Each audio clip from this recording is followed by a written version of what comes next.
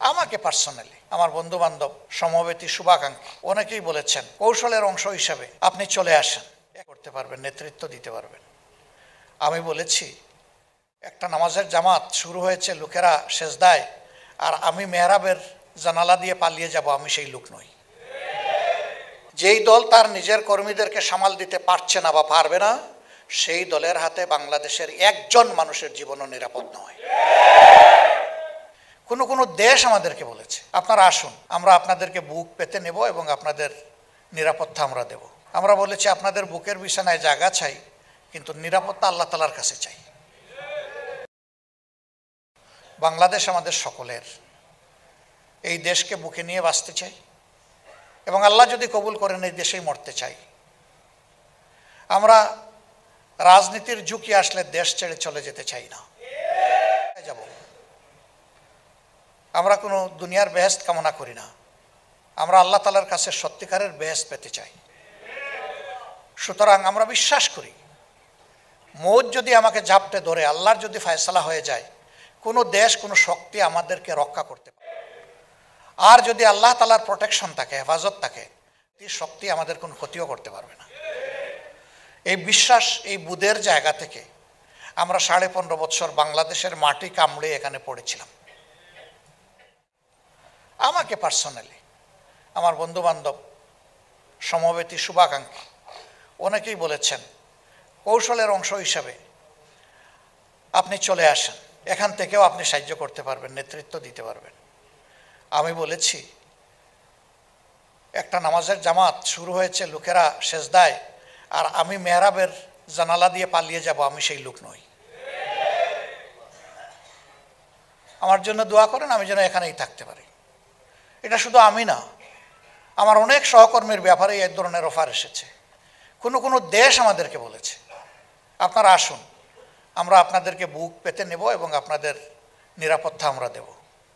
আমরা বলেছি আপনাদের বুকের বিছানায় জায়গা চাই, কিন্তু নিরাপত্তা আল্লাহ তাআলার কাছে চাই। আমরা কথা দিচ্ছি, জানি না আল্লাহ তাআলার ফয়সালা কি হবে।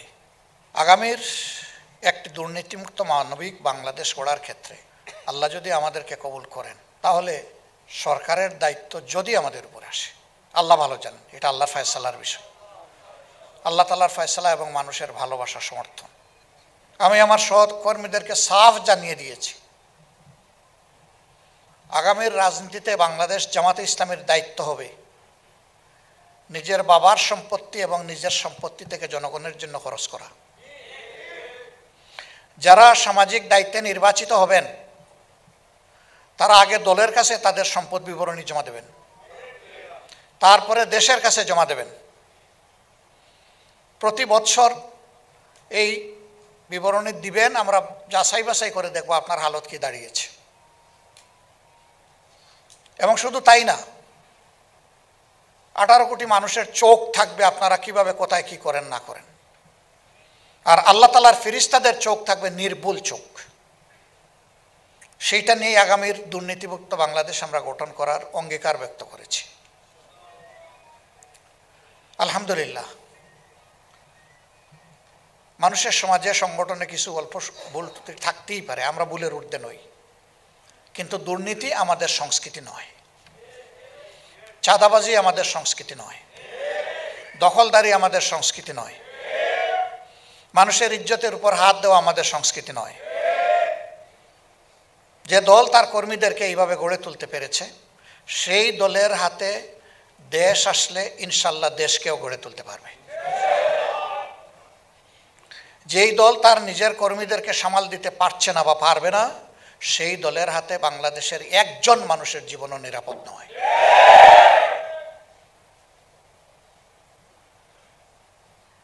সব জায়গায় সিন্ডিকেটের কবলে পড়ে সাধারণ মানুষের জীবন অতিষ্ঠ। এই যে সাধারণ জিনিসপত্রের যে মূল্য, দ্রব্য মূল্য, যেটা যদি সিন্ডিকেট বন্ধ হয়ে যায়, মিনিমাম 40% দাম অটোমেটিক্যালি কমে যাবে। তাহলে যারা সিন্ডিকেট করে, যারা চাঁদাবাজি করে জিনিসপত্রের দাম বাড়ায়, তারা আসলেই ভিক্ষুকের চাইতে আরো নিকৃষ্ট। আরে ভাই, ভিক্ষা তো হারাম না, ভিক্ষা তো হালাল। ডায়েটে আপনি ভিক্ষা করলে আল্লাহ তো সেই সুযোগ দিয়েছেন, এটা হালাল তো। যদি ওরকম পেটের অবস্থা দাঁড়িয়ে যায় আপনি ভিক্ষা করেন, কিন্তু আপনি সিন্ডিকেশন কেন করবেন? আপনি কেন চাঁদাবাজি করবেন? এটা আমি কোনো দলকে নির্দিষ্ট করে বলছি না, এরকম চরিত্র যে সমস্ত ব্যক্তির আমি তাদেরকে বলছি। এখন তিনি যদি কোনো দলের সদস্য কিংবা নেতা হন, আমার কিছু করার নাই। সাফসাফা কথা এই সমাজের স্বার্থে বলতেই হবে। সম্মানিত ভাইয়েরা, বিভিন্ন দেশ বিদেশ যখন ঘুরাই, এ কথাটা আমি আগেও বলেছি, সেই দেশের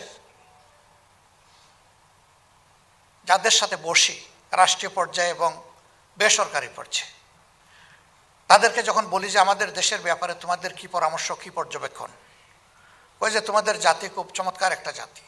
কিভাবে? ওই যে তোমাদের জাতির লোকগুলো আমাদের দেশে যারা আছে তাদের সার্ভিসের উপর আমাদের সমাজ এগিয়ে যাচ্ছে, কিন্তু তোমাদের নেতৃত্বের দুর্নীতির কারণে তোমাদের দেশ আগাচ্ছে না। এটা যদি তোমরা ঠিক করে ফেলতে পারো, তাহলে তোমাদের জাতি ম্যাক্সিমাম 20 থেকে 25 বৎসরের ভিতরে বুক উঁচু করে, মাথা উঁচু করে দাঁড়িয়ে থাকা একটা জাতি হয়ে যাবে। আমরা বলেছি একটা যুদ্ধ হয়েছে ফেসিবাদের বিরুদ্ধে, ইনশাআল্লাহ আরেকটা যুদ্ধ দেশবাসীকে সাথে নিয়ে আমরা করব দুর্নীতির বিরুদ্ধে। এবং এই যুদ্ধে যেমন ফেসিবাদের বিরুদ্ধে আল্লাহ আমাদেরকে মেহেরবানি করে বিজয় দিয়েছেন, ইনশাআল্লাহ এই যুদ্ধে বাংলাদেশের জনগণের বিজয় হবে ইনশাআল্লাহ। এরপরে আমি বিশ্বাস করি 20 নয় 25 নয়, একটা দায়িত্বপরায়ণ খোদাবিরু সরকারের হাতে যদি দেশ পরিচালনার দায়িত্ব পড়ে, 5 বৎসরে এই জাতির চেহারা বদলে যাবে ইনশাআল্লাহ। আমাদের ছাত্র সমাজ, তাদের উপর শিক্ষা নামের অভিশাপ চাপিয়ে দেওয়া হয়েছে। এই শিক্ষার কাগজের বান্ডিল নিয়ে দুনিয়ার কোথাও কোনো মূল্যায়ন পাওয়া যায় না, নিজের দেশেও পাওয়া যায় না। এই অতর্ব অপদার্থ শিক্ষা তো আমরা চাই না আমাদের সন্তানদের জন্য। আমরা সেই শিক্ষা চাই যেই শিক্ষায় প্রত্যেকটি তরুণ তরুণী, যুবক যুবতী বিশ্বাস করবে যে আমি শুধু আমার মেধা আর আমার বাপের টাকায় আজকে এখানে আসি নাই, বরঞ্চ জনগণের প্রত্যেকটি মানুষের কন্ট্রিবিউশন